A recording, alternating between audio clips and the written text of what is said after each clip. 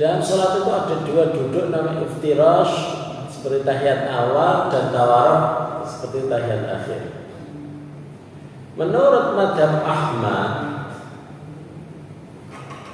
kalau dalam sholat ada dua duduk, satu sholat ada dua duduk, maka duduk yang pertama iftirash, duduk yang kedua tawarruk.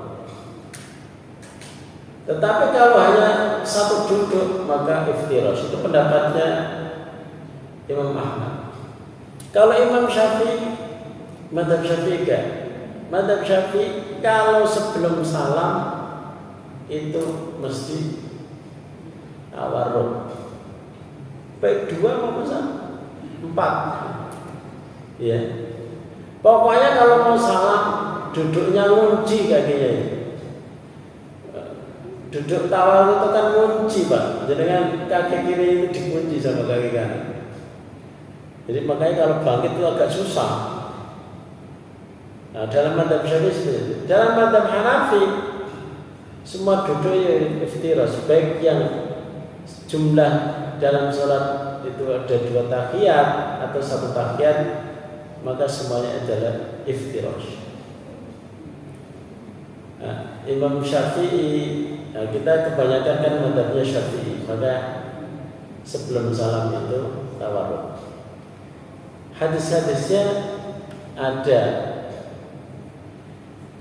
Ya. Kalau saya lebih cenderung seperti yang dijelaskan oleh Imam Nawawi. Ya. Seperti yang dijelaskan oleh Imam Nawawi dalam mazhab Syafi'i. Tetapi memang mazhab Ahmad juga mazhab yang kuat ya, dalam masalah ini. Ya, monggo. Kalau saya itu kadang tawarruk, kadang iftirash, karena ada dua hadis yang yaitu tadi member gitu ya. Mazhab Syafi'i juga member. Kenapa? Kata Imam Nawawi mungkin. Kenapa ada tawarruk? Karena sudah mau selesai, maka dikunci agar selesai. Maka setiap sebelum salam, maka tawarruk dikunci untuk segera selesai sholatnya. Itu pendapat Syafi'iyah ya, Syafi'iyah. Tapi kalau mazhab Ahmad ya itu tadi. Ya, dalam masalah fikih ya, kadang salah satu hikmahnya itu bisa jadi ada dua hadis yang membolehkan dua itu, sehingga kadang memakai ini, kadang memakai itu lebih baik ya. Jangan mempertentangkan hadis ya. Jangan mempertentangkan antara hadis. Kalau ada dua hadis yang bisa begini, bisa begitu, berarti dalam hal itu dibolehkan seperti ini, dibolehkan seperti itu. Iftitah Rasulullah itu banyak, bisa ini, bisa itu. Ya kayak begitu tadi. Perbedaan pendapat itu kadang memunculkan apa? Bahwa Rasulullah pernah melakukan ini, pernah melakukan itu. Kayak dulu pernah saya jelaskan, laki-laki kencing sambil berdiri. Rasulullah pernah melakukan kencing sambil berdiri, hadis yang sahih.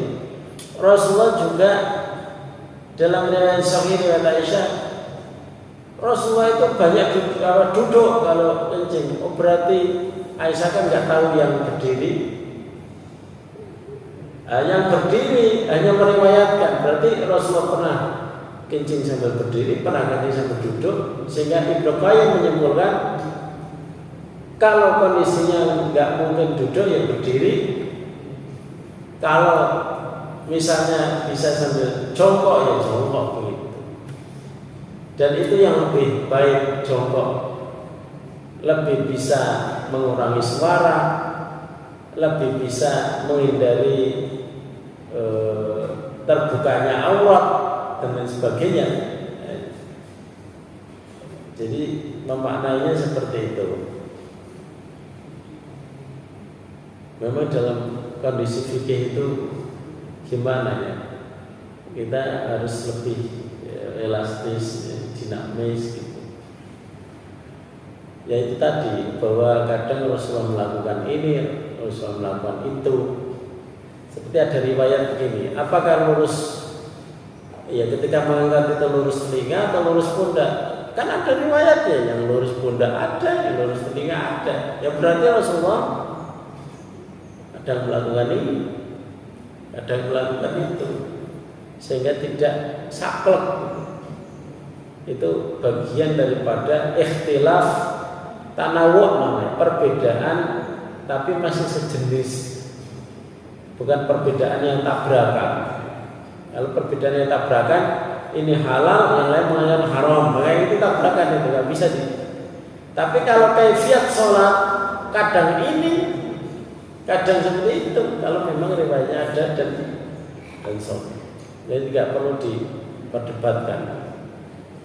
Makanya saya kadang iftirash ketika sholat sunnah, kadang tawarruk, karena memang ada dua hadis yang menunjukkan hal itu.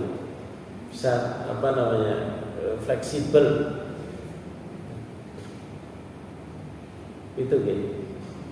Lebih fleksibel saja, di mana perbedaan pendapat selagi tidak bertentangan,